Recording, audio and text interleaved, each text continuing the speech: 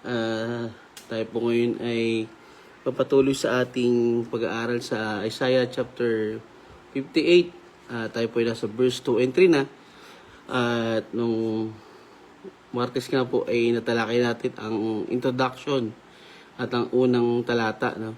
So bago po ang lahat, tayo po muna ay sama-samang manalangin. Samahan niyo po ako. Panginoon, maraming salamat po sa gabing ito. Sa kakataon ulit na aming pag-aralan ng iyong salita, Panginoon.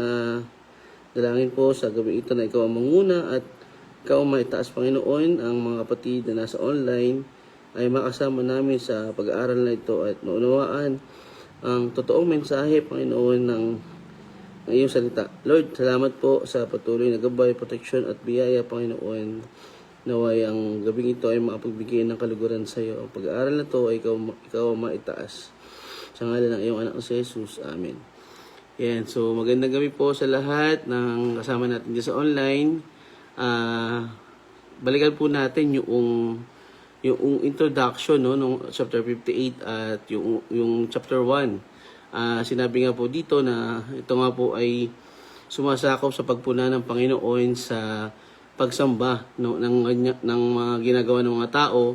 Ang gawain nga po nila ay pawang hindi tumutugma doon sa kanilang pamumuhay. Sumasamba sila sa Panginoon, hinahanap nila ang Diyos, subalit ang mga kautusan ng Diyos ay hindi naman nila naipapamuhay.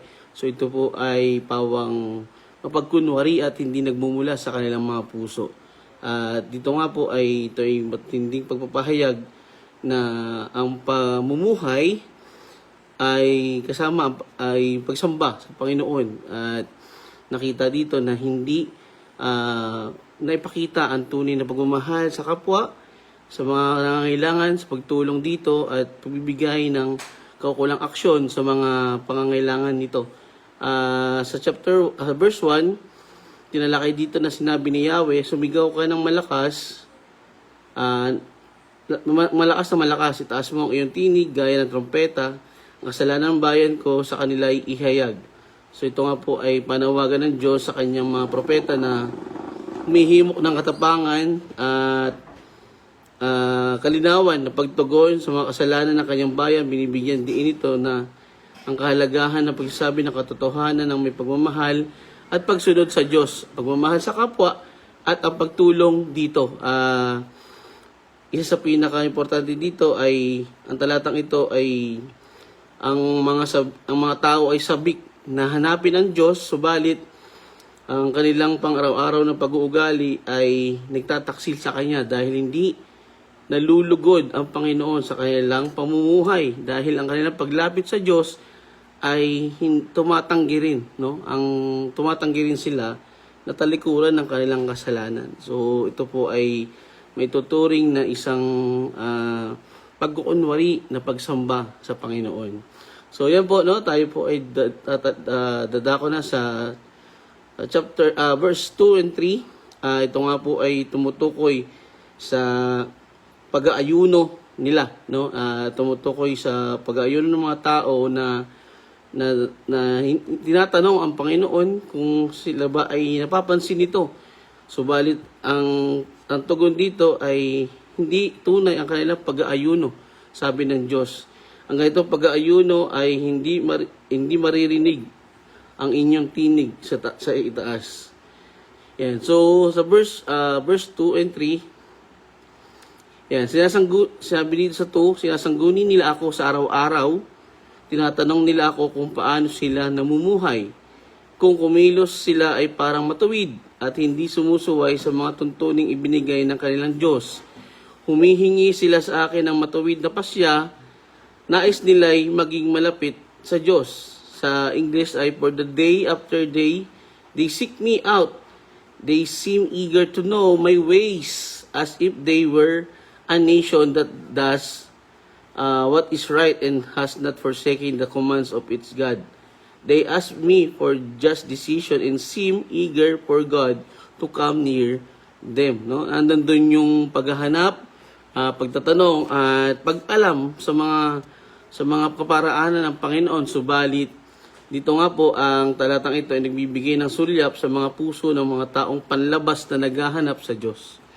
Ngunit hindi na iaayon ang kanilang mga kilos sa tunay na pananampalataya doon sa hindi naaayon sa kalooban ng Panginoon or doon sa kagustuhan niya, sa utos niya. Suriin natin suriin din natin ang ating mga puso, no? Ang ating ginagawa. Okay, mas malalim na kahulugan nito, tinutugunan ng Diyos ang pagkukunwari ng kanyang bayan. Tila sabik silang hanapin siya, nananalangin at nagsasagawa ng mga ritual na relihiyon. Gayunpaman, ang kanilang pag-uugali ay hindi tumutugma sa kanilang panlabas sa debosyon. Kumikilos sila na parang isang bansang gumagawa ng tama, ngunit sa katotohanan, malayo sila sa Diyos. Malayo sila dun sa utos ng Diyos. Magandang gabi, Sister Irene. Salamat sa iyong pag-join. Sa lahat po ng mga nag-join na hindi ko pa nababati, no? Pwede nyo po ko i-type kahit magandang gabi para at least malaman ko o sino po yung naka-join. Yan, so malinaw na sinasabi dito sa talatang ito na yung kanilang pagsangguni, yung kanilang paglapit sa Panginoon ay may mga pagtatanong, no? May mga eager to learn ang mga tao sa panahon na yon. Subalit nakikita ng Diyos ay hindi tumutugma, no? Sa madaling salita, meron tayong kinalakihang walk your talk, no? Yung lumalapit ka sa Panginoon, humingi ka ng karunungan, subalit hindi mo naman na ipapamuhay. Kaya nga ang title ng ating application of the word, no? Yung salita ng Panginoon. So again, ito nga yung yung kanilang panlabas sa debosyon ay nasa labas lang, no? Hindi na ipapamuhay. Ibig sabihin, hindi nakikita yung tunay na binago. Hindi nakikita yung binagong puso, no? Kumbaga, huwad na pagsamba. Yan. So, tinatampok ang talatang ito ang isang nakakabahalang pagkakahiwalay, hinahangad ng mga tao ang mga pagpapala at justisya ng Diyos, ngunit hindi namumuhay sa paraan nagbibigay ng pugay sa Kanya o ng kaluguran or ng kapurihan sa Kanya. Ibig sabihin, itong mga tao ito ay namumuhay sila, no? Nung naaayon lang sa kagustuhan nila, ngunit nandun pa rin yung kanilang pagsuhay dun sa tunay na utos ng Diyos. Kaya hindi po nalulugod ang Panginoon. Kaya tayo ay pinapaalalahanan sa bahaging ito na tayo ay maging tapat at maging totoo sa ating pagsamba.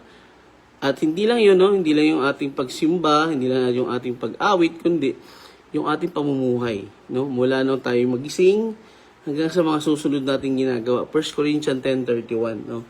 Ano man ang ating ginagawa ay makapagbigay ng kapurihan sa Panginoon.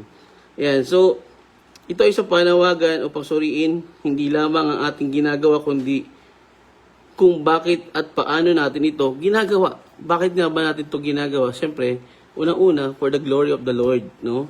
Papuri sa Panginoon, yung kanyang sa kalwalhatian sa pangalan ng Panginoon ni Yahweh, no? Dito ay hindi nila masyado naunawaan yung kanilang ginawa. Ito ay yung settings nito is pwedeng ito po yung pagkatapos noong pagkabihag, no? Yung muli nilang itinayo ang templo. At dito nga po ang sistema nito ay nandun yung kanilang debosyon, pagsamba sa Panginoon, pagsik o paghanap ng ways ng Panginoon, subalit hindi nga nila na ipapamuhay. So hindi nakikita. Yan. So akma ito dun sa sa preaching natin, no?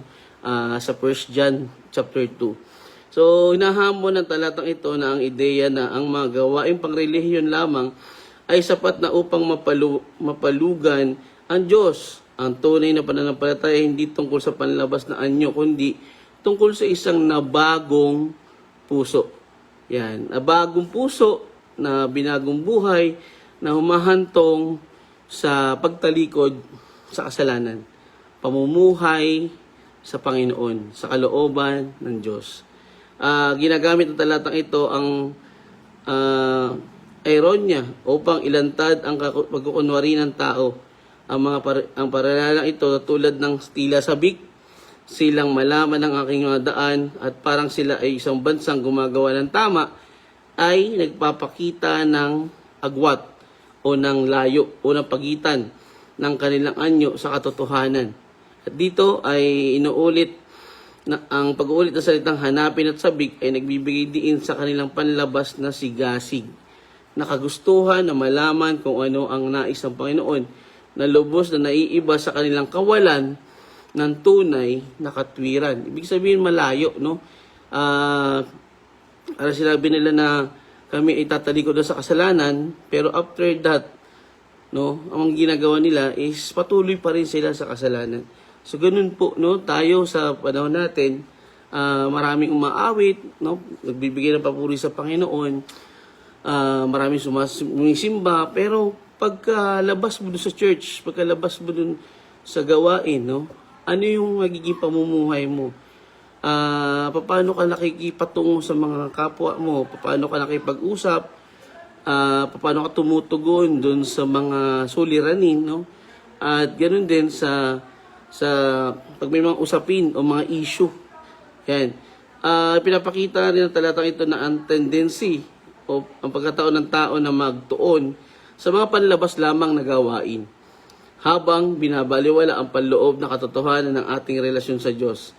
Pinapaalala nito sa atin na pinahahalagahan ng Diyos ang integridad at pagiging tunay sa pagsamba. No? Ay wala kang yung ikaw lang mag-isa, no? Tapos ginawa mo yung tama, no? Na kahit walang nakakakita, dahil alam mo na alam ng Diyos kung ano laman ng puso mo. Subalit may mga iba na pakitang tao lang, no? Pero hindi tunay. Yan, yung pagpapaalala dito na ang tunay ng pananampalataya ay hindi tungkol sa panlabas na anyo, kundi tungkol sa isa na bagong puso. Okay, pinapaalala rin ito sa atin na ang tunay na pagsamba, nais ng Diyos na ang isang bayan ay hindi lamang naghahanap sa Kanya sa panlabas na anyo, kundi namumuhay din sa Kanyang kalooban. Yun po yung pinaka-importante sa lahat. Nabanggit din nung nakaraang pag-aaral, no, na paano ka mag-react dun sa mga tao, no? Pag may nakita kang nahihirapan, ito ba'y tinutulungan mo? Nakikita ba yung tunay na kabutihan sa iyo, or tipong pag may nakakakita lang, no? Or minsan, di ba, yung naging issue nga dito is yung hindi nasasagot na katugunan sa problema ng mga mamamayan. Mas inisip yung pansariling kagustuhan, no? So paano natin masasabing ito'y tumutugon sa kalooban ng Panginoon?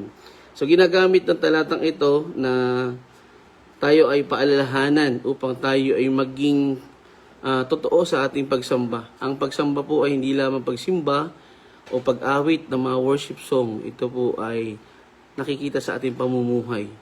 Sa pamumuhay natin araw-araw na marami po ang nakatingin, no? Sabi ko nga po lagi, after nating lumabas dun sa gate ng church, ano na po tayo? Ano pong katauhan ang nakikita sa atin ng mga tao? So napaka-importante po no. Naalala ko tuloy yung kwento nung yung kanta ng kung familiar po kayo dun sa may isang ali nagro-rosaryo, may isang ali sa jeep nagro-rosaryo, mata niya nakapikit, no? Tapos biglang promeno yung driver at siya ay parang natumba. At ang lumabas sa bibig niya is mura siya ng mura, no? So, nakikita natin na pinapakita niya na siya ay nagdadasal, nagro-rosaryo siya, pero ang laman ng puso niya ay mura, no? So, yun po, example po yan. Yan, so, para sa mga Kristiyano ngayon, hinahamon tayo ng talatang ito na suriin ang pagiging tunay ng ating pananampalataya. Tayo ba ay nagpapatuloy lamang sa pamamagitan ng panalangin, pagdalo sa simbahan o paglilingkod, o nabubuhay ba tayo na binago ng pag-ibig at katotohanan ng Diyos? Ano ba yung pong nakikita sa atin? Ano ba yung nagiging patotoo, no?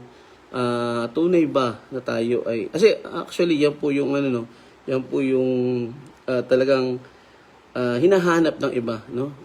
Uy, nag-aaral na siya ng Bible, nagpapakabanal na siya.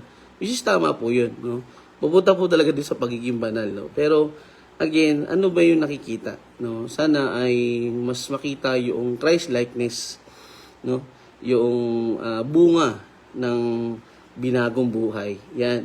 So, tinatawag tayo ng talatang ito na itaguyod ang isang pananampalataya. Hindi lamang nakikita kundi malalim din ang pagkakaugat sa isang pusong nakaayon sa kalooban ng Diyos. Pinapaalala nito sa atin na ang Diyos ay hindi humahanga sa mga walang kabuluhang ritual, kundi naghahangad ng tunay na relasyon sa kanyang bayan. Relationship, not about the tradition lang.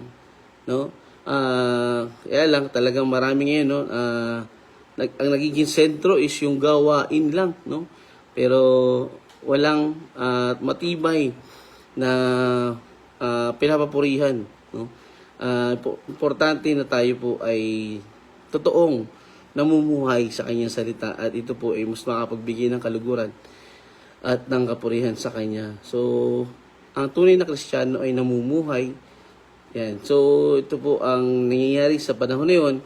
Ang paghaharap ng Diyos sa pagkukunwari ng kanyang bayan ay isang gawa ng pag-ibig. Hindi niya hinahayaang manatili silang nalinlang ng kanilang mababaw na pananampalataya, kundi tinatawag niya sila sa isang bagay na mas malalim at mas mabuti. Ang kanyang hangarin ay hindi ang hatulan ang kanyang bayan, kundi ang magpanumbalik na inilalapit ang kanyang bayan sa kanyang katotohanan at katapatan. Ito po lagi yung yung nais ng Panginoon, no, na hindi tayo ang Israelita ay nabihag for 70 years, no, hindi para sabihin ipahiya or ang pagko-correct ng Diyos sa atin ay hindi para tayo ay mahirapan, kundi tayo ay mas lalong matuto at mailapit tayo sa Kanya. Mailapit tayo sa dapat nating ipamuhay. So yan po ang gusto ng Panginoon, no? Magkaroon tayo ng tunay na pananampalataya at pagsamba sa Kanya. And so itinuturo ng talatang ito na ang puso ng ministeryo ni Jesus kung saan hinarap niya ang pagkukunwari ng relihiyon at binigyan diin ang kahalagahan ng tunay na pananampalataya. Madalas sa sinaway ni Jesus ang mga Pariseo at ang iba pa na inuuna ang mga ritual kaysa sa tunay na relasyon sa Diyos. Makikita natin ito sa Mateo 23, 27 to 28, no? Na sila ay pinapakita nila yung nakasanayan, tradisyonal na ritual, subalit walang yung laman ng puso nila is yung pride, no? At ito nga po ay tinatawag natin dito is hypocrite, no? Alam nila yung law, pero hindi nila ipapamuhay. Wala silang relasyon sa Panginoon. Yan. So, tinupad din ni Jesus ang uri ng katwiran na ninanais ng Diyos sa pamamagitan ng pamumuhay ng perpektong pagsunod at sakripisyong pag-ibig. Sa pamamagitan ng kanyang kamatayan at muling pagkabuhay, ginawa niyang posible para sa atin na magkaroon ng mga pusong na bago sa pamamagitan ng banal na Espiritu na nagbibigay daan sa atin na sambahin ang Diyos sa Espiritu at katotohanan, na mababasa rin natin sa John 4:23 to 24. Napaka-importante po. The Holy Spirit will always teach us, lead us into will of the Lord, no?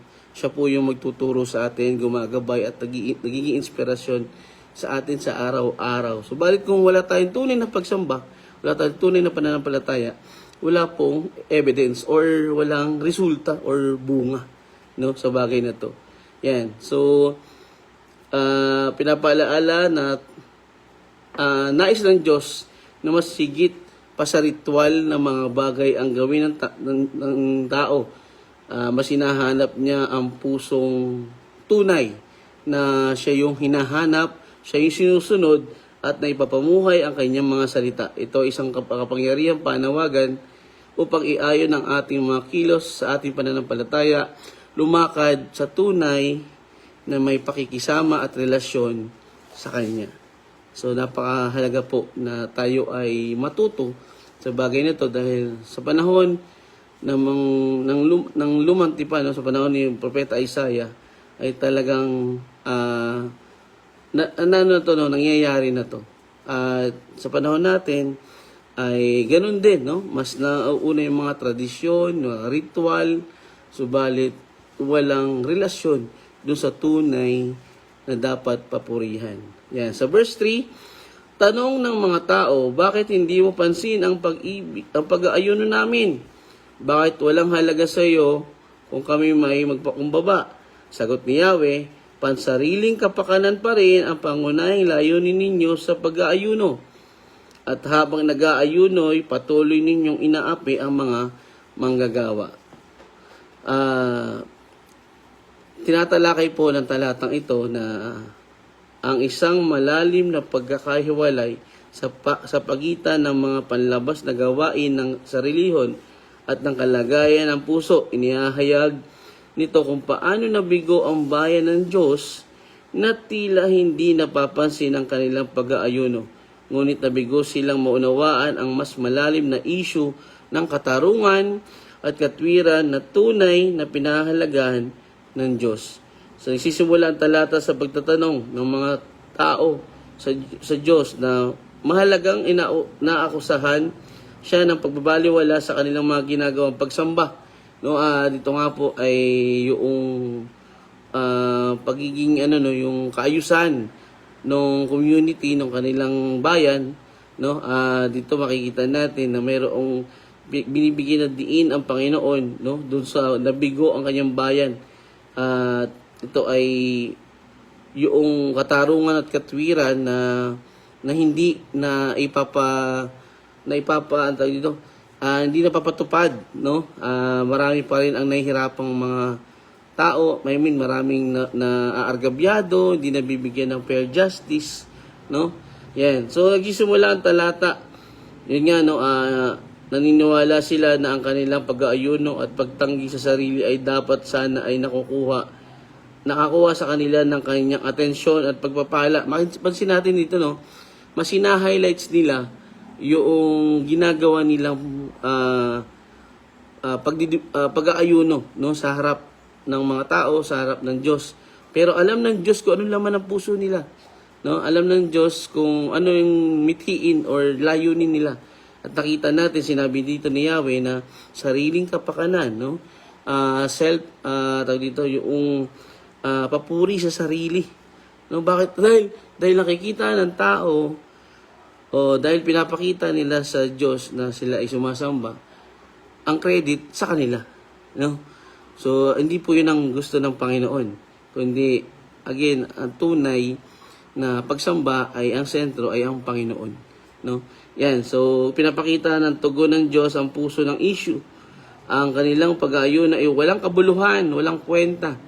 Habang sinasagawa nila ang ritual ng pag-aayuno, ang kanilang mga kilos habang nag-aayuno, ang pagiging makasarili at pagsasamantala sa iba ay nagtaksil sa kanilang kawalan ng tunay na debosyon, no? Yung kabutihang resulta ng kanilang pag-aayuno ay hindi nakikita, no? So ibig sabihin taliwas, no? Hindi tumutugma doon sa kanilang ipinapakita. At pinapaalala sa atin ng talatang ito na nakikita ng Diyos ang higit pa sa mga panlabas na gawa ng kabanalan sa mga tunay na motibasyon at sa loobin ng puso. Ang pag-aayuno o anumang anyo na pagsamba ay walang kabuluhan kung hindi ito sinasamahan ng isang buhay na may integridad, katarungan at pagmamahal sa kapwa at pagmamahal sa iba.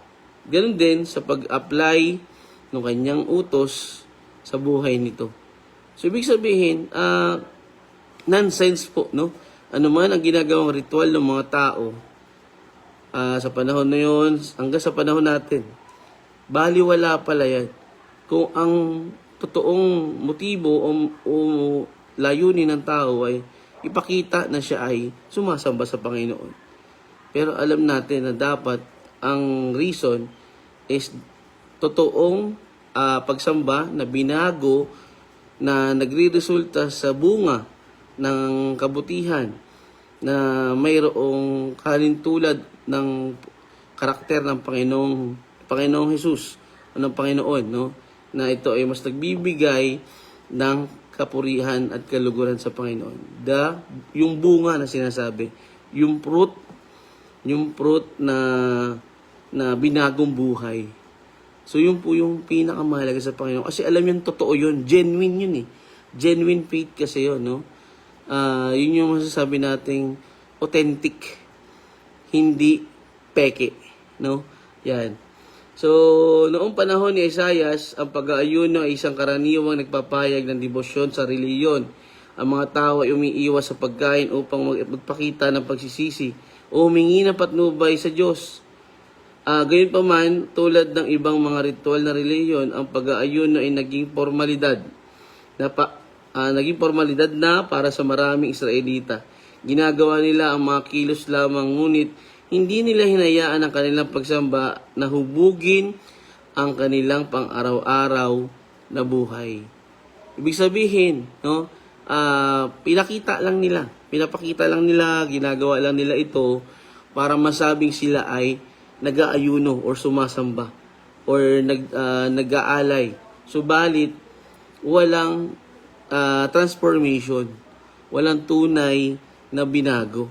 So doon po natin mas makikita, no? Doon po mas nakikita ng Diyos kung talagang tunay ka o hindi. Pero again, wala po tayong maitatago sa Kanya kasi lahat ay nakikita ng Panginoon, especially yung kaibuturan ng ating puso.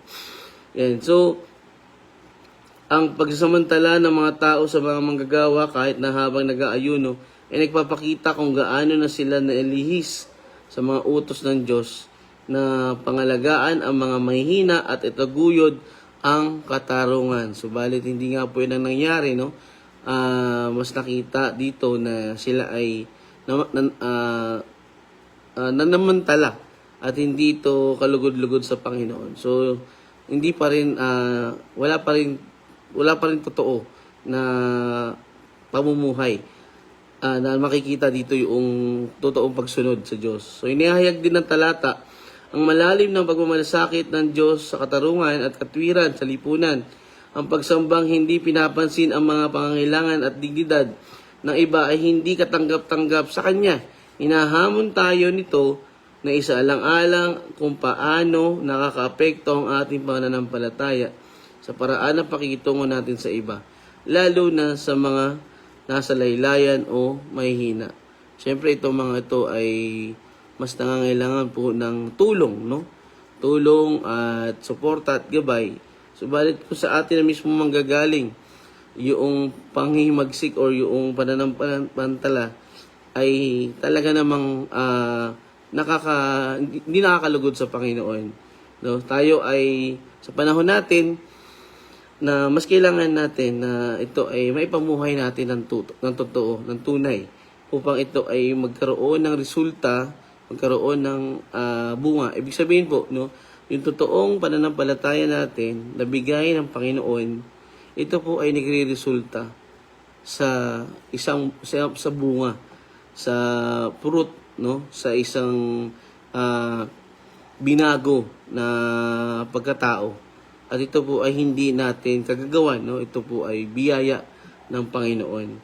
Yan. So, ang talata ay nagbabalangkas bilang isang dialogo kung saan ang reklamo ng mga tao ay sinusundan ng tugon ng Diyos. Tinatampok ito ng estilong rhetorical na ito ay pagkakaiba sa pagitan ng kanilang pananaw at ng katotohanan ng Diyos. Ang pag-uulit ng bakit tayo ay nagbibigay diin sa kanilang pagkadismaya at pagmamatuwid sa sarili, habang ang tugon ng Diyos ay naglilipat ng focus sa kanilang pag-uugali na naglalantad sa kanilang pagkukunwari. No, ang nakikita ng tao ay yung kanilang ginagawa, pero nakikita ng Diyos ay yung laman ng kanilang puso, yung kanilang motibo, yung kanilang layunin at yung tunay nilang gustong mangyari, no? At nakita dito yung credit, no? Yung pagpupuri sa kanilang ginagawa na instead na dapat sa Panginoon natin ibinibigay.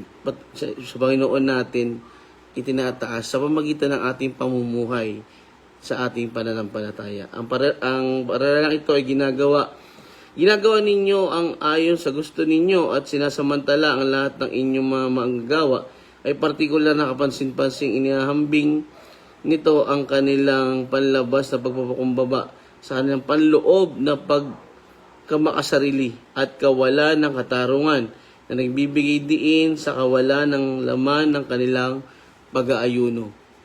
Ibig sabihin, hindi talaga nakikita sa kanila yung totoong pagpapakumbaba, no?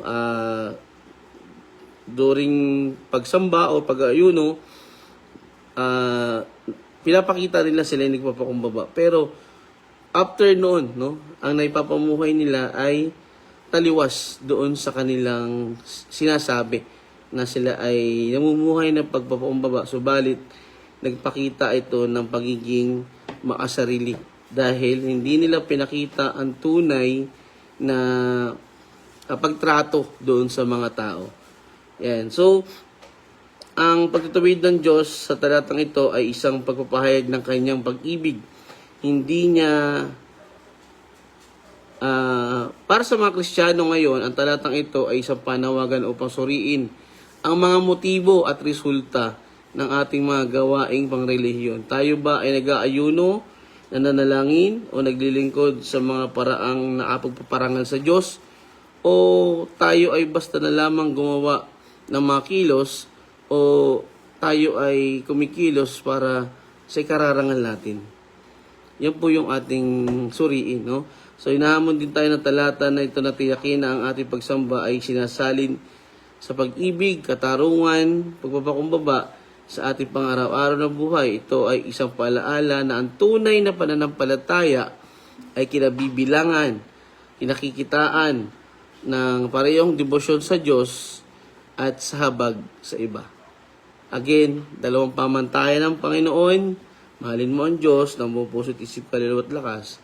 At mahalin mo ang iyong kapwa tulad ng iyong pagmamahal sa iyong sarili.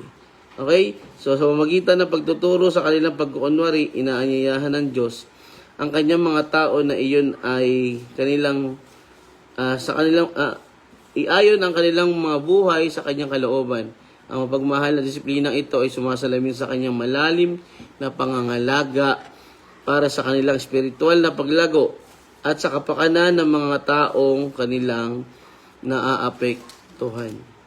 So, napakahalaga po na ito ay ating maunawaan dahil nakita natin sa panahon na yun ay nandun yung hindi pantay na trato o pagmamahal sa kapwa.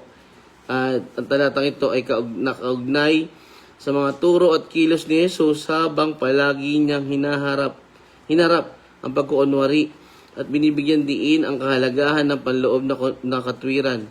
Halimbawa sa Mateo 23:23, no, pinagsabihan ni Jesus ang mga Pariseo dahil sa pagbabaya sa katarungan, awa at katapatan habang nakatuon sa maliit na detalye ng relihiyon. No, mas nakapokus sila doon sa ritual, doon sa pag-aayuno, pero doon sa dapat na naipapamuhay o ginagawa doon sa kapwa ay hindi nakikita ng Diyos. Magandang gabi po, Brother Edgar. Salamat po kayo yung nakahabol. Although patapos na rin naman, no? So, again, ang talatang ito ay makapangyarihang paalaala na nais ng Diyos na ang pagsambang magbabago sa ating mga puso at kilos. Tinatawag tayo nito na iayon ng ating pananampalataya sa kanyang pagmamahal at katarungan na sumasalamin sa kanyang karakter sa bawat aspeto ng ating buhay. Yan po yung yan yung usapin lagi sa mga ibang pag-aaral, sa ibang live, sa ibang pag-uusap, no? Na ano ba yung nakikita sa atin? Ano ba yung naipapumuhay sa natin? Ito ba ay nakikita yung Christ-likeness? Nakikita ba yung karakter na totoong binago ng Panginoon? O pakitang tao lang, sinabi lang na ganito yung kanyang ginagawa, ay ma-Christian, pero hindi nakikita ang buhay na totoong nasa Panginoon. So, tayo po ay maging mapanuri, no? Evaluate ourselves, mga kapatid. At ang mga Israelita sa panahon na yon ay talagang nakita natin na sila ay namuhay na ayon lang sa kanilang kagustuhan. At nakita natin sa panahon din natin ngayon, maraming gumagawa ng ganyan. No? Tawag doon, compliance, routine, tradition, ritual. Pero ano pa talaga ang laman ng puso? No? Ano ba talaga yung nakikita sa pamumuhay niya araw-araw? Pagkagising sa umaga, ano yung unang maririnig doon sa tao? Ano yung unang nakikita doon sa tao? So, yun po, patuloy na paalala sa atin ng Panginoon na tayo ay maging tapat sa Kanya, maging totoo sa ating pananampalataya at maipamuhay ang Kanyang salita at utos. So, yun po, diyan po muna natin tinatapos ang ating pag-aaral. Verse 2 and 3. Maraming salamat. Tayo po ay tuloy bukas. Tayo po ay sama-sama munang manalangin. Samahan niyo po ako. Ama na dakila sa lahat, maraming salamat po sa iyong paalaala ngayong gabi na kami ay dapat na mamuhay sa iyong kalooban, sa iyong kautusan, sa iyong salita na ang pag-ayuno, pagsamba namin ay baliwala kung ito ay hindi nakikita sa aming pamumuhay. Maraming salamat po sa patuloy na karunungan, kalakasan na iyong pinagkakalob sa amin at samahan niyo po kami sa aming pagpapahinga ngayong gabi. Maraming salamat po, Panginoon. Samahan niyo po kami, patuloy niyo po ang gabayan. Sa iyo lamang po ang lahat ng papulit parangal. In Jesus' name, Amen. Yan, maraming salamat po, Brother Edgar, Sister Irene, Pastor Nanding. I think hindi ko alam kung nandiyan si Pastor Dom, pero magandang gabi, Pastor Dom. Sa lahat po ng mga kapatid na naka-join, na hindi ko nakita ang pangalan. Maraming salamat po. Tayo po ay maging tapat sa Kanya, sa Kanyang salita, at ito ay ating ipamuhay. Application of the Word. No? Ito po ay kusang magmamanifest from inner to outside. No? So, maraming salamat po. Sa Diyos lang po parangal.